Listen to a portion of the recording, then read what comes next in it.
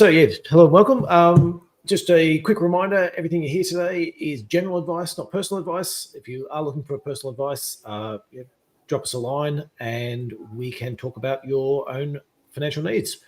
Today on the podcast, we have Dave queued up, ready to come in. Hi, Dave. How's it going? Oh, hi, Damo.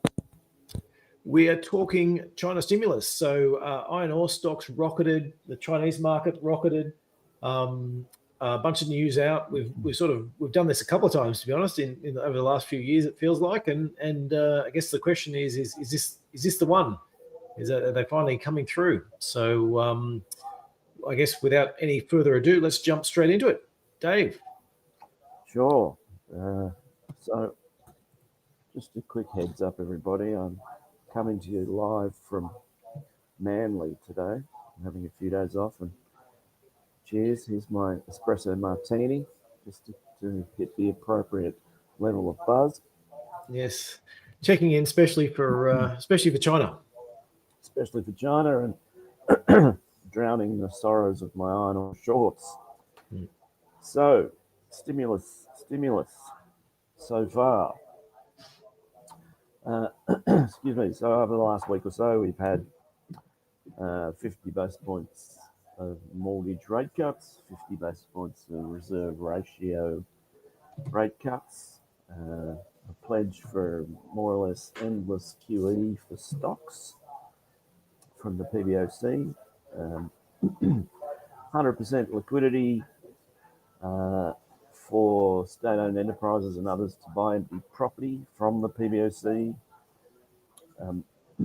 encouragement for banks to lend more to whitelisted developers, those that I guess Beijing considers to be viable in the long run, or those that give the larger bribes to stay alive. Excuse me. There's something else I didn't put in here. They also gave banks, or will give the banks, about $150 billion of recapitalisation, so that, supposedly to help them lend as well. There's rumoured to be about 280 billion, these figures are all US dollars, by the way, in fiscal policy coming, half of that for local governments to help aid in their deleveraging push, and the other half for various, including households, and maybe even some checks for lower income households, which would be, if it was large enough, something that was a bit new. But pitched as a one-off though as well. And very much pitched as a one-off, yes. Yeah. And so overall, it's an okay package. It's in truth, it's pretty small relative to the problem. What's been large has been the rhetoric around it, with a pledge to almost do whatever it takes on property. But so far the follow through on what it takes is far, far short of what will be needed to achieve that end, let alone to actually deliver, extra activity and growth and have an impact on other economies.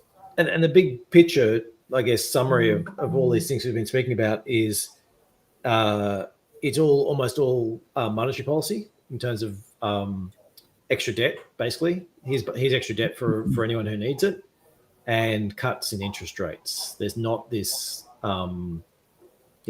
besides the 280 billion of rumoured fiscal, which hasn't yet appeared, it's all, or it's accelerating existing programs, or it's whatever it is. Like there's not this, there's not sort of the, wholesale bailouts for any of that. And as I said, like the 100% liquidity for SOEs to buy empty property is basically just saying we'll give you enough debt to finish it off, the properties you've got.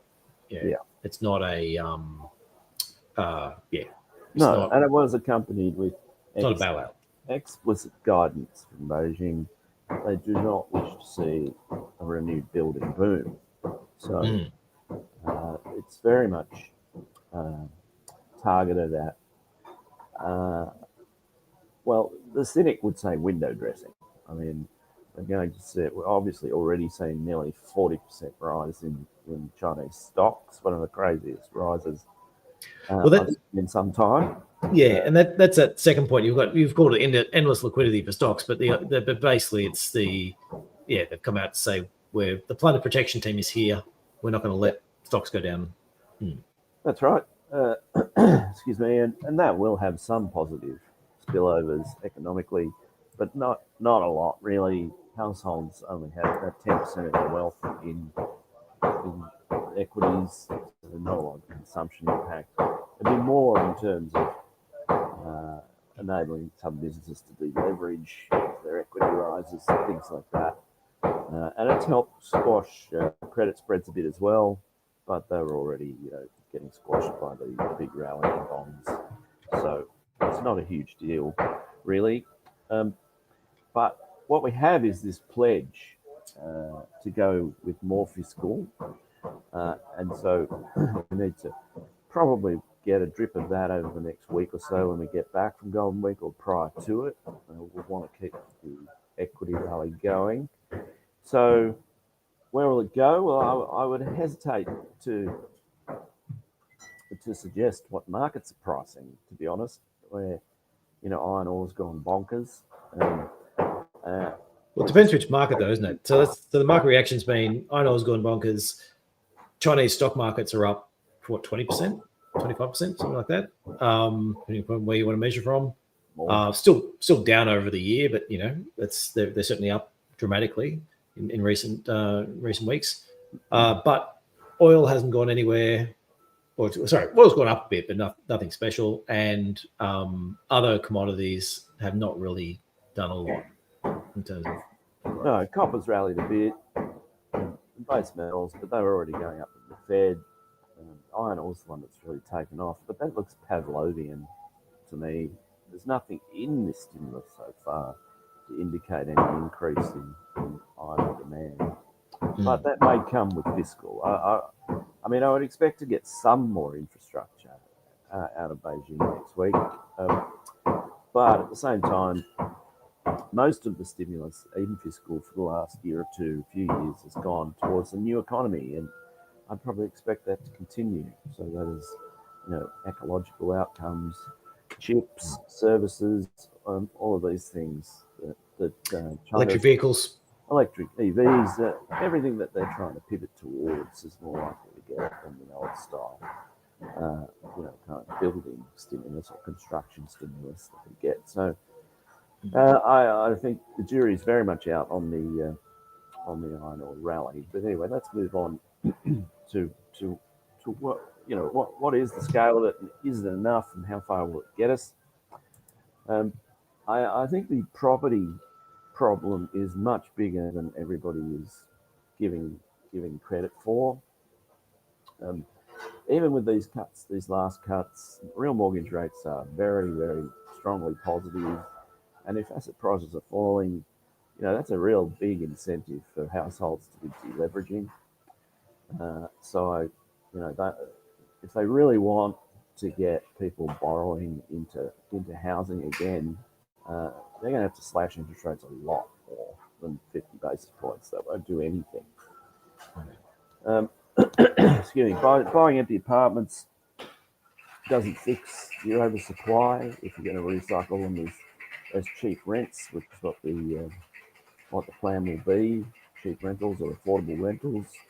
It could help stabilise existing property prices, having cheaper mortgages and fewer new apartments being built. But even on that front, as we go through a process of buying all this excess inventory at a discount, that's going to lower prices further, and an enormous wave of cheap rentals, it just sucks demand out of buying property if you combine it with falling demographics. So that doesn't fix it either. It just sort of shifts it around. We actually think their best option would be to demolish a lot of the apartment blocks. It would give them some some activity for people to do. It would genuinely aid prices across the market, and they could recycle all the products, all the inputs, so they'd crash iron ore while they did it. But we don't think it's likely, even though it probably is the best possible policy for them to take. And the other factor as well is, home ownership is already really high in China, so 90%-ish, and so there's just not that many people left in terms of saying where are we going to sell these to. It's not like you've got a whole army of renters out there who are just itching to have their own apartment, to buy their own apartment. Yeah, correct. Yeah, but I think what you're saying just a minute ago as well is that that concept you're speaking about sort of fits with what the Chinese government's saying as well, in terms of saying, okay, we're not trying to reignite a building boom in here, but we want to slow the descent of house prices, and I guess in a way, hopefully, even them out with the view that, look, if house prices aren't falling, then consumers might be out there and spending and doing more. So if they can stop prices from falling, that's more important to them than trying to blow some to actually get more building actually going out of more apartments.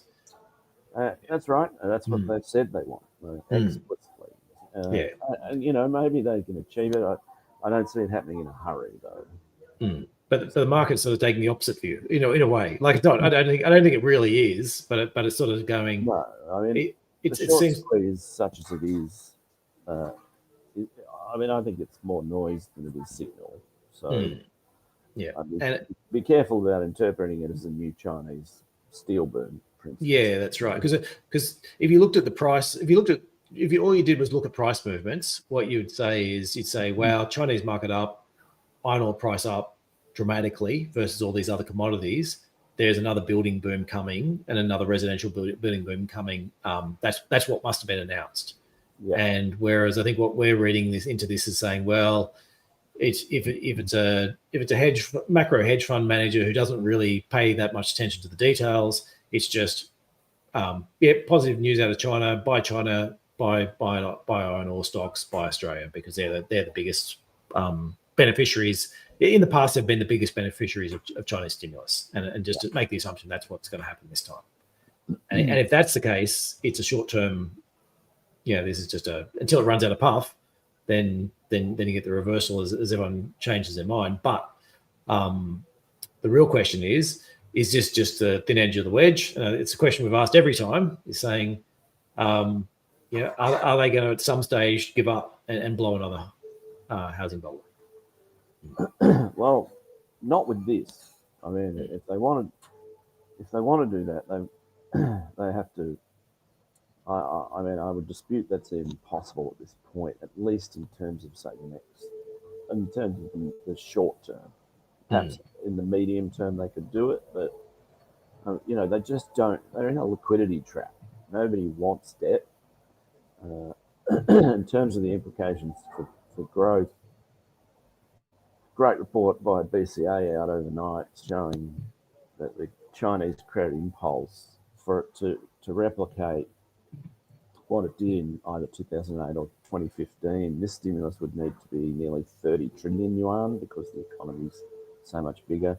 So far it's 5, and a lot of that is questionable as well in terms of impact. So it's just nowhere near what is needed to get credit accelerating through the economy, to get construction going, etc. Yeah, so for anyone listening in, we've got a chart that's sort of showing up the Chinese credit impulse as a percentage of GDP, and it's basically in 2009 it was 25% of GDP that sort of got thrown at post GFC. In 2013, when we had that slowdown, in 2000, it was closer to 2015, but the big slowdown there, it was 15%. Another one then in 2016 of another 15%. Pandemic was 10.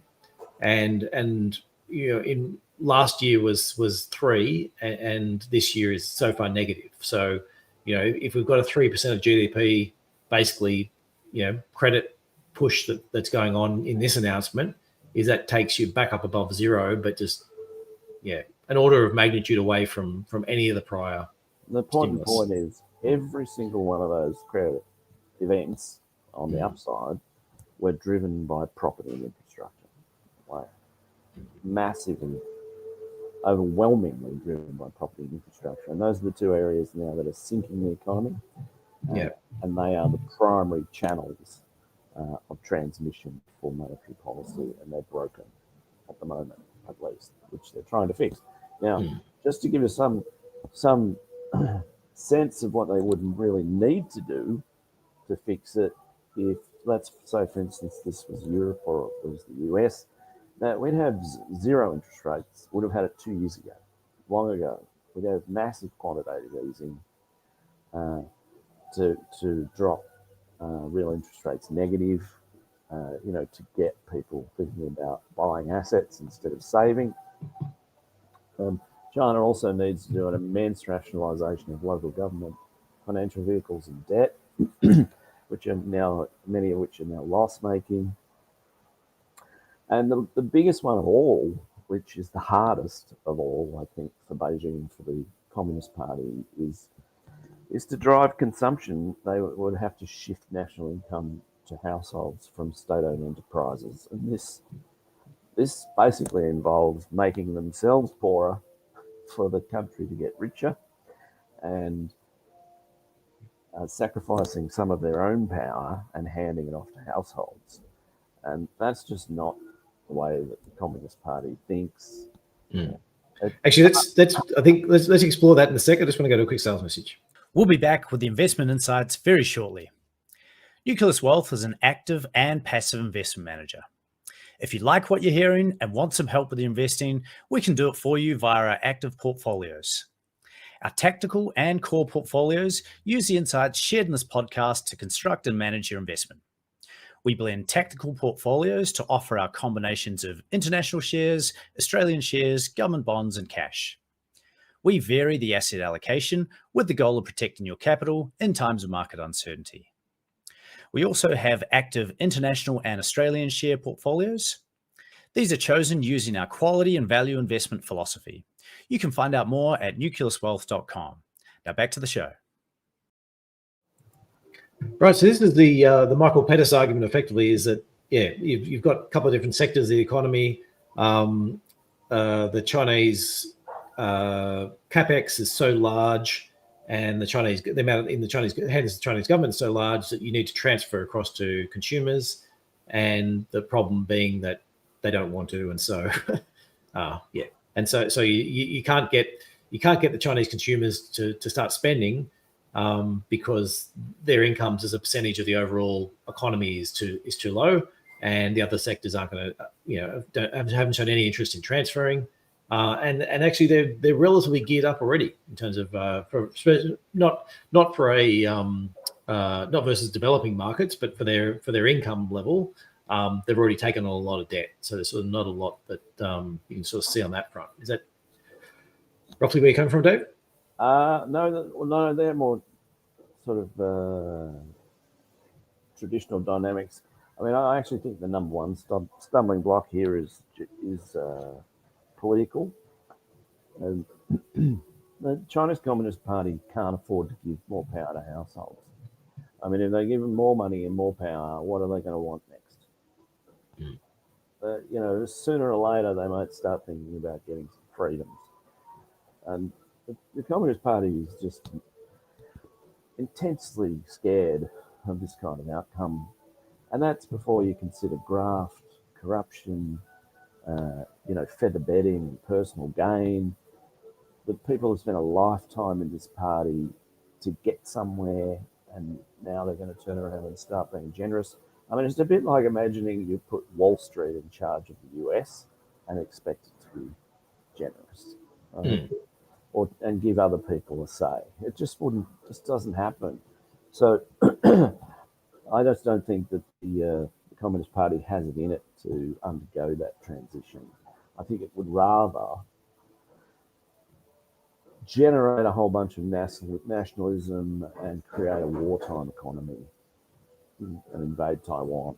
Unfortunately, I think that's where this will ultimately end, because the Communist Party simply cannot afford to decentralize. in effect, you're arguing that you've got to decentralise power and income, and that's not what the Chinese Communist Party is about. And nothing, and everything Xi has done has been the complete opposite. It's all been about centralisation. So moving on to market impacts. So don't get the wrong idea here. I mean, I obviously think there's enough stimulus here to generate some responses, including some activity in China itself. It's just not that it's going to be, at this point, overly large nor very enduring. But with the asterisk, of course, that it may follow through with some massive fiscal boost that could make it bigger and longer, and even address some of those structural problems that we suggested it needs to do. So we've seen Chinese stocks go bananas. It's probably got more in it, but I would treat it like so many of the Chinese rallies before, and indeed, if we're using Japanese analogy for China, which I think is still pertinent, then many of the bear market rallies that they had in Japan, and Japan bought stocks as well. Although, interestingly, it is important to note that they didn't buy stocks until 2010, and after about 2 years or so, it did actually mark the end of the Japanese bear market. So there's some hope for the bulls. I'm not convinced yet, because I don't think we get enough economic activity to lift nominal growth and profits for a follow-through bull market. And one of the other issues with the Chinese stock market, obviously, is that it is dominated by state-owned entities as well, who don't necessarily have shareholders' best interest at heart as their number one priority. And does that really suggest a shift of national income away from them to households? No, that's right. And there's obviously a pretty decent crackdown on a lot of tech companies over the last couple of years. Now, ideally, and you sort of speak to private equity guys, and they were like, actually, the Chinese tech part was really, really interesting for a while there, and now it's just crickets. It's just that people are like, well, if I'm going to go into personal risk and go and do all these things, then do I really want to be doing it in China, and where it could all be taken away and I could be locked up, if I say the wrong thing. Well, and if you are successful, will be. yeah. Excuse me. So certainty. So we've had some, a bit of a commodities lift, but iron ore's gone bananas, of course. I don't expect that to hold, because it's just in serious oversupply. We'll just have to work through what is a short squeeze and probably chew through some more shorts. And I don't know where it gets to, but we go to 120, 130, who knows, before it wakes up and realizes that there's nothing underneath it. Again, unless there's some massive fiscal push, which would be, quite a break with what we've seen over the last kind of 3 years or so. Oil is the sort of tell on this.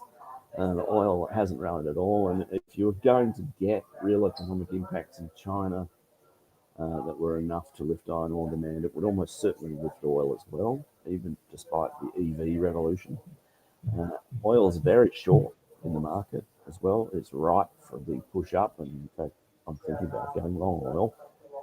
But the fact that it's ignored this, plus a Middle East crisis, is really a bit of a tell on how much real economic impact we're going to get from this stimulus so far.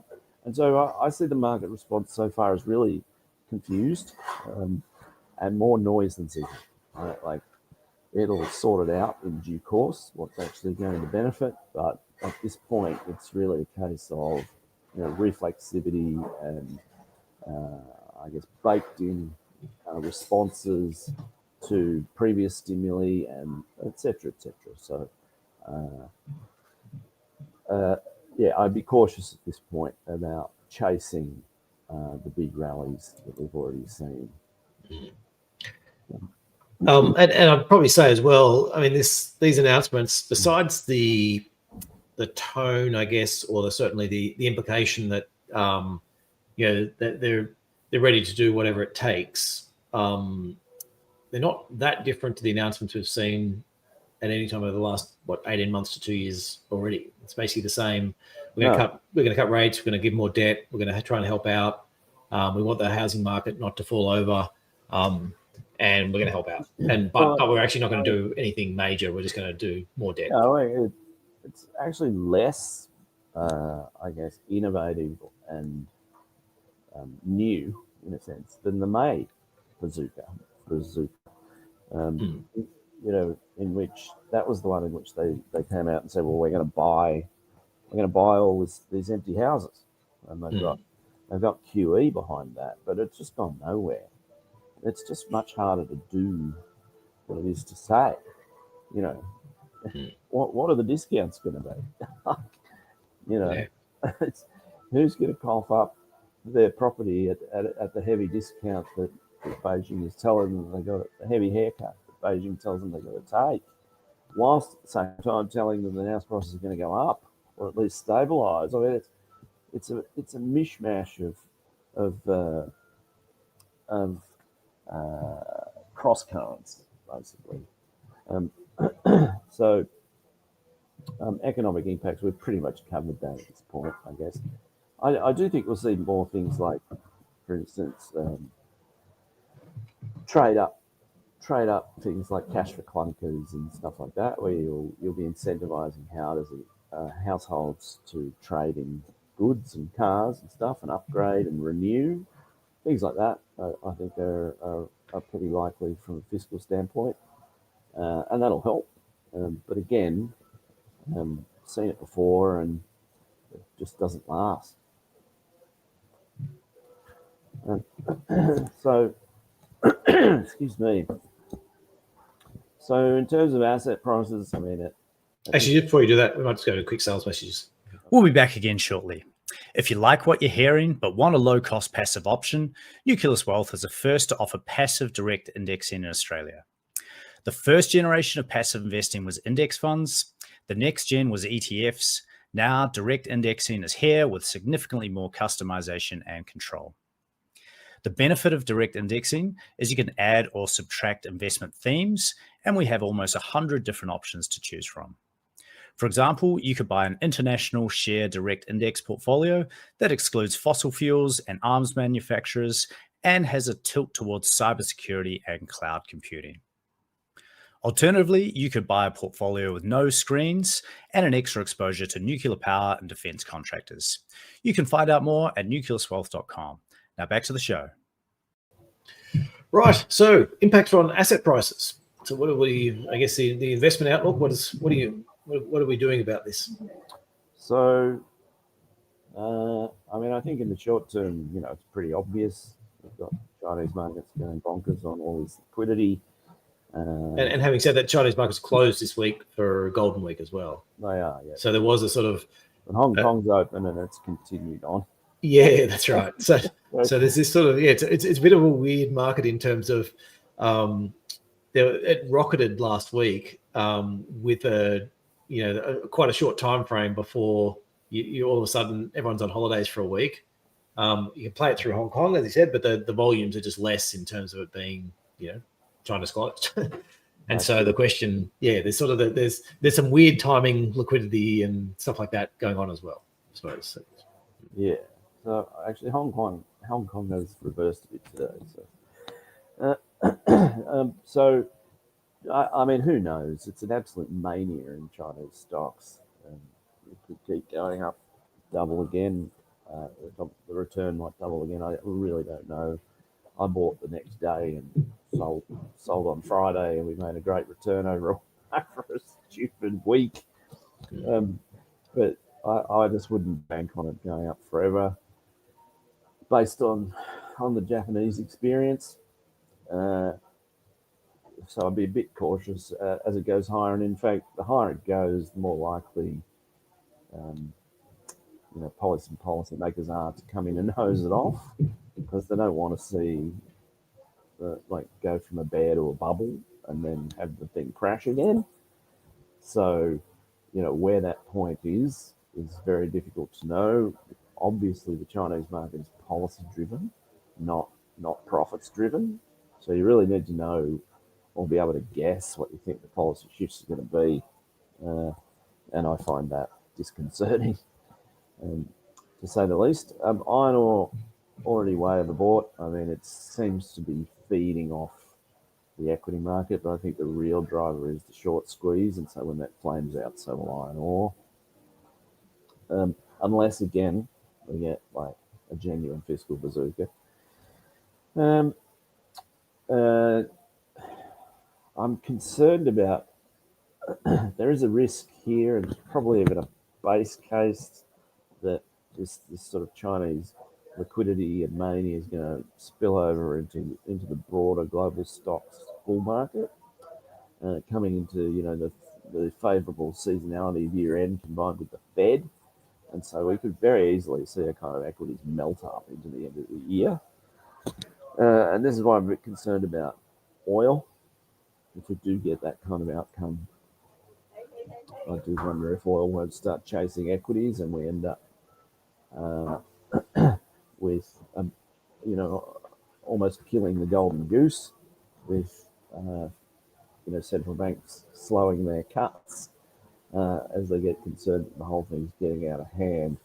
I mean, this is obviously pretty speculative, but and I do think US inflation has been killed, so it's not a real issue, but it could be that if we've got this wild melt up into year end, and then you do get sort of seasonal inflation pops in the new year, and so you could see the whole thing then kind of unravel in Q1. I think there's a real risk here of more collapse in Chinese credibility, if that's possible. Because, I mean, what if this doesn't work? Which I think is the clear base case. Where does that leave, Beijing in terms of what it does next? Excuse me. I mean, it can keep cutting rates. It keep getting to where it should be. It isn't. And that's that thing for Chinese house prices, isn't it? It's a saying, if you think that the Chinese government's got your back and they're going to bail out and push up house prices, or you're listening to these things and they're telling you that, and then house prices keep on falling, then at some point, is there a bit of a rush for the exit in terms of people there? Real danger of that. And then, I mean, will they actually get their policy settings to where they need to be? But I don't know why they've been so averse to getting real interest rates down. To some extent, I think it's ideological. They don't like to stoke demand over supply. They're also quite Austrian in their outlook, Austrian economics. So they like to keep, a certain amount of a cost of capital, if you like, to ensure there's pressure on businesses to perform.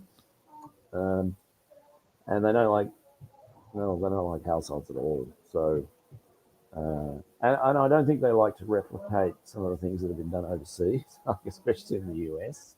I mean, they spent nearly, the better part of a decade mocking the US after the GFC, and so to go to zero interest rate policy and QE now leaves a real bitter taste in their mouths, even if that's where they need to be.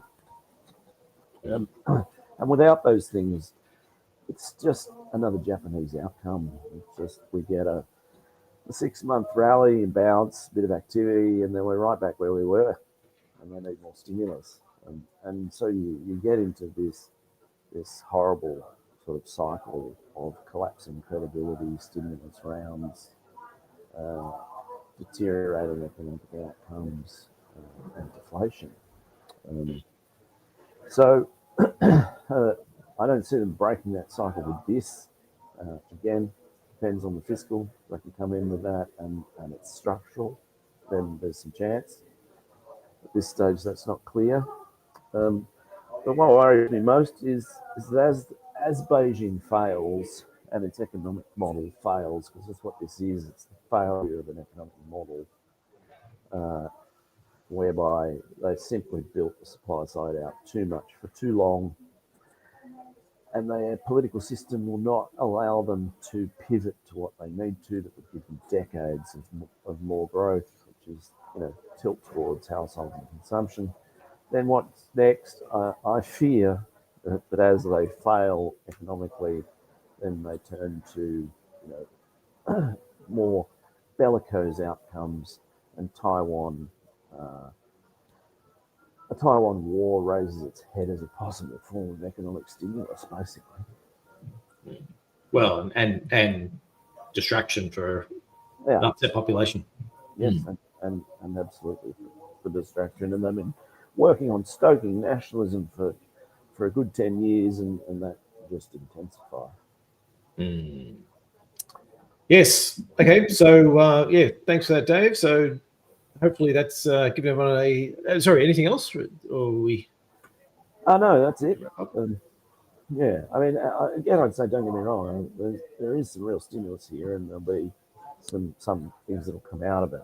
It just doesn't look like a game changer for the larger problems. Yes, excellent. So, thanks for listening in. We are on every Thursday at 12:30. If you've got any thoughts for topic suggestions, leave the comments on YouTube or pop us a message. We're on a bunch of different social media, all up on the screen there. Major and minor podcast platforms you can grab us off. Thanks for listening in, and we'll see everyone next week.